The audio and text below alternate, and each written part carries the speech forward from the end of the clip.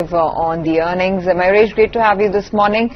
You know, for a viewer tuning in at this juncture, trying to assess where the story lies when it comes to the IT space and investments thereof, the question squarely is, should I buy TCS at 1900? Is there more upside given that the stock is at 24 times one-year forward earnings?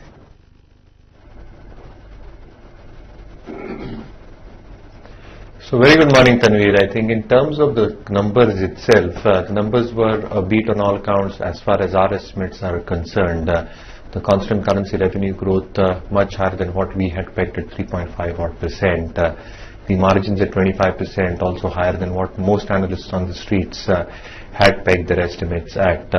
And largely, again, I think I would concur with Nikunj.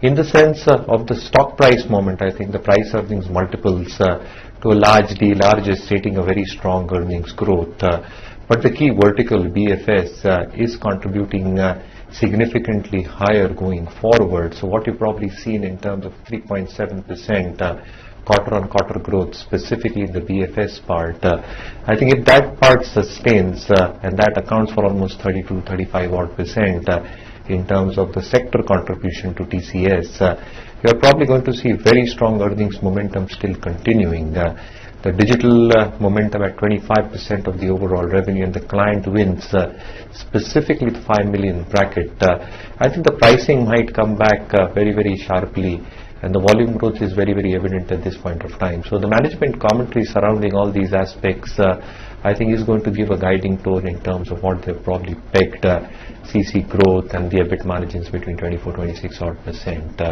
Again, in the pecking order, I think the valuations probably on the higher side, as I mentioned. But I think for the sector as a whole, when you're probably talking about the entire global scenario, I think defensives probably still sprout to be a good case to probably hide. And at the same time, I think if the earnings momentum sticks with these stocks, where you actually see reasonable commentary come from Accenture and the other verticals like retail, lifestyle, life sciences actually holding up for the sector as a whole, I think this sector should post a reasonable amount of earnings growth. So again, I think a clear hold in terms of TCS from our side. HCL Tech probably remains one of our preferred picks in a staggered way on declines. The mid-cap IT, Tanveer, has shown a significant amount of traction as well, both in terms of the guidance given and the delivery that they're probably doing in terms of constant currency as well as dollar revenues. But a large element in terms of their margins holding up, leaving aside this quarter for visa costs and wage hikes, I think the second quarter is also going to be equally robust for a lot of these companies. So Mindtree, Nucleus Software probably also remain one of our preferred picks within the mid-cap IT space. Okay, Mayuresh, hold on to that view. TCS has surprised the market. Let's see how stock prices react.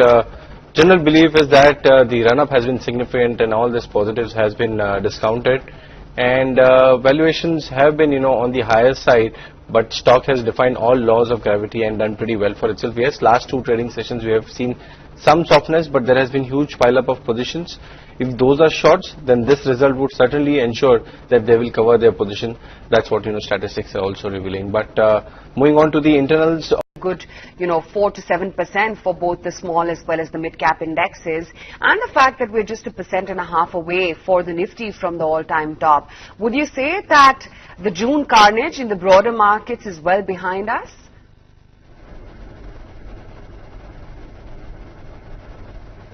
You can probably assume so, Aisha, at this point of time. But I think the news that you're probably breaking at this point, with Trump probably having an additional embargo in terms of Chinese goods, you're probably expected to see how this whole scenario unfolds. So a large element in terms of what you've probably seen in terms of the currency scare specifically within the emerging pack, I think that can have a large amount of bearing if this continues for a length of time. So I think these tariff wars are really going to be something that can cause huge amount of headwinds to the market, coupling that up with what is probably still happening with crude, sustaining at higher levels, and depreciating currency, specifically the rupee against the dollar. So I think the domestic story in terms of how the fisc and the current account deficit will pan out remains equally critical as well. So I think we come back to the core moot point in terms of how corporate earnings will pan out. And as a functionality in terms of returns that one can expect from the markets, a a large element is of the belief that this year is going to be extremely soft from a return perspective compared to last year for all these headwinds enumerated.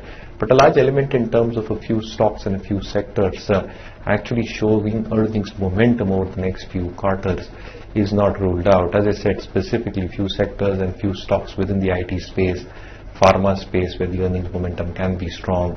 The consumption theme, which can probably be broadly classified into FMCG staples, a few pain stocks, which have actually run up quite significantly, a few of the auto ancillary auto stories. I think these stories can actually hold up over a longer period of time. But yes, I think in terms of how the market movement will be, I think even if the moment is on the positive side so far, I think it will still be constrained in terms of global and domestic headwinds. And again, I think you have to have a stock-specific approach in these markets, considering valuations and earnings growth.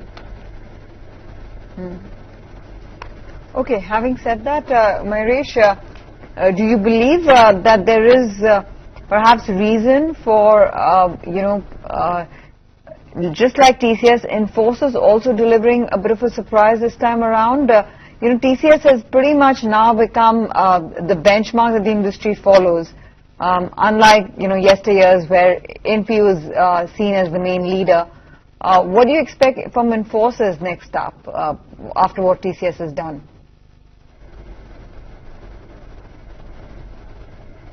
I think it's not, it's very difficult to compare what TCS has done and whether Infosys will be able to replicate that. But a large element in terms of what the management has spoken specifically for Infosys and their 4 key pillars in driving growth, I think they will start embarking on the strategy going forward. Now, the digital agile market is extremely large and humongous. So the opportunities and scope in terms of what Infosys can actually garner, both in terms of TCVs, and if they're able to garner that successfully, as we've seen in TCS's case, I think the digital revenues for Infosys are also inching up. So I think any significant move on that front is definitely going to embark upon a new journey for Infosys. Having said that, if you're probably looking about in terms of what the delivery has been in constant currency and dollar terms, I think it's obviously lesser, and the markets are cognizant of the fact that there can be improvement going forward, but it's going to be a gradual improvement as we see it. On the other hand, you're probably talking about key verticals like BFSI also having a significant amounts of say in Infosys top line, almost 30-32%. So again, any significant improvement specifically in the North American markets as we have witnessed for TCS in terms of the quarter-on-quarter growth, any management commentary which is positive surrounding this area is obviously going to be taken very, very positively by the street. But I think one can't expect a same amount of delivery both in terms of volumes or even in terms of the pricing that we've probably seen expected to come through for Infosys in a very constant manner. So it's going to be a very gradual process for Infosys. The stock also has moved up, so I think lesser in terms of valuation compared to TCS. But a large element is that there are significant opportunities even for Infosys in terms of the 4-pillar strategy.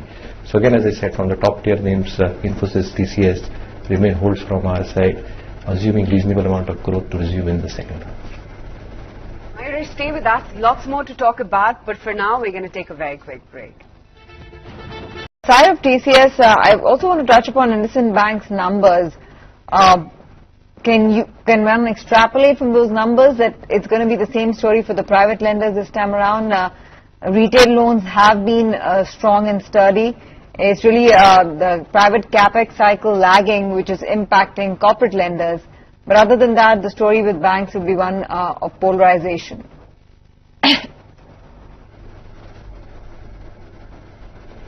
Oh, it would be, Tanveer, and you've probably seen the numbers probably in line with estimates. Though I think you might counter by saying that NII growth was a little bit softer, but let's understand the kind of environment that we are probably going through at this point of time. But the retail lenders obviously are in a very, very sweet spot.